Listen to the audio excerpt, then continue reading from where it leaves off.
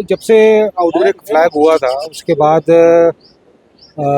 एक immediate response mount हुआ health department की तरफ से, जो इतने लोग गए थे और कंटेन हो गया है आउटब्रेक। अब एक डिक्लाइनिंग ट्रेंड हमको देखने को मिल रहा है एडमिशन्स का भी और ओपीडी बेसिस पे जो आ रहे हैं उसमें भी, और जो कम सर्विलेंस एक्टिव सर्विलेंस जो कर रहे हैं हम हाउस टू हाउस विजिट करके, इसमें भी एक डिक्लाइनिंग ट्रेंड हमको देखने को मिल रहा है कि अब केसेस नहीं है। और इसमें जो बेसिकली दो कारण समझ में आ रहे हैं हमारे, एक तो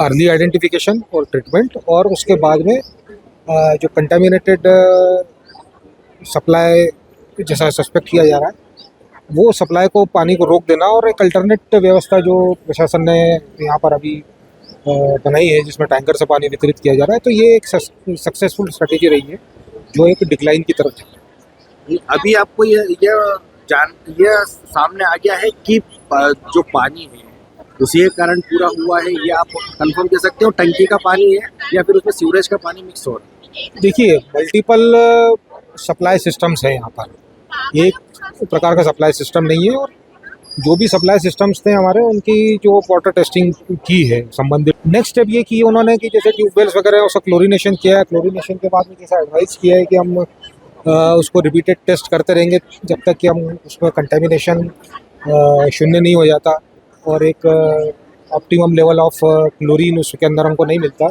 तो उसको फॉलो किया जा रहा है। और वो एक अपनी एक अलग प्रक्रिया है जो संबंधित विभाग उसको फॉलो करके। बैक्टीरिया कुछ आया? बैक्टीरिया कौन सा जिससे ये डेथ हो रही है? बैक्टीरिया जिससे डेथ हो रही है ऐसा नहीं है, एक्यूट डायरियल डिसीज़ का आउटब्रेक है। और एक्यूट डायरियल डिसीज़ के आउटब्रेक में मेन फोकस रिहाइड्रेशन पर दिया जाता है, और साथ में एक एंटीबायोटिक कवरेज भी हम देते हैं, उसको भी हम मॉनिटर कर रहे हैं। ट्रीटमेंट प्रोटोकॉल मॉनिटर कर रहे हैं।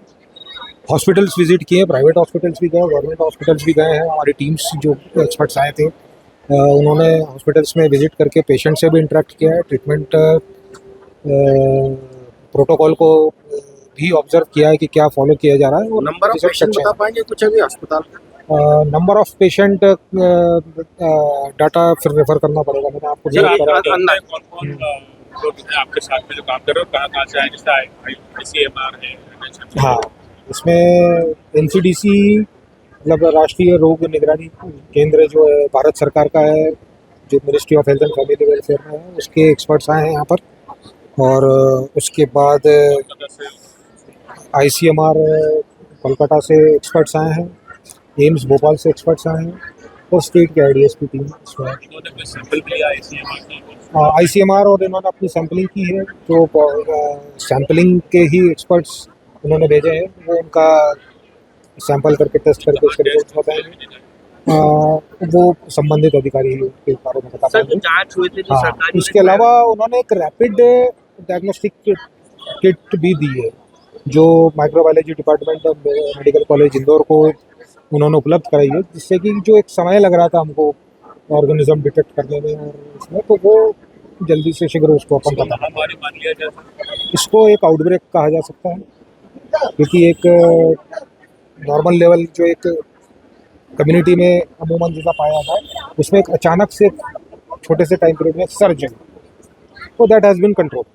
और अभी भी मरीज आ रहे हैं? मरीज डिक्लाइनिंग ट्रेंड लेकिन आ रहे हैं, क्योंकि एक इंक्यूबेशन पीरियड रहता है 5 से 10 दिन तक, एवरेज 7 दिन तक मानते रहे, और कब किसके पास कंटेमिनेशन हुआ होगा और उसके बेसिस पे आएगा। लेकिन यही सर्विलेंस का पार्ट है। एक्टिव सर्विलेंस का उद्देश्य ये है कि हम एक उसको लास्ट केस तक हम उसको ट्रैक करें और एक उसको कब क्लोजर डिक्लेयर करें।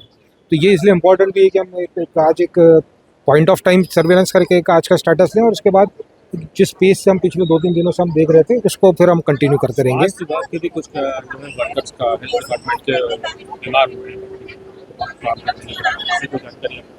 ऐसी कुछ जानकारी नहीं।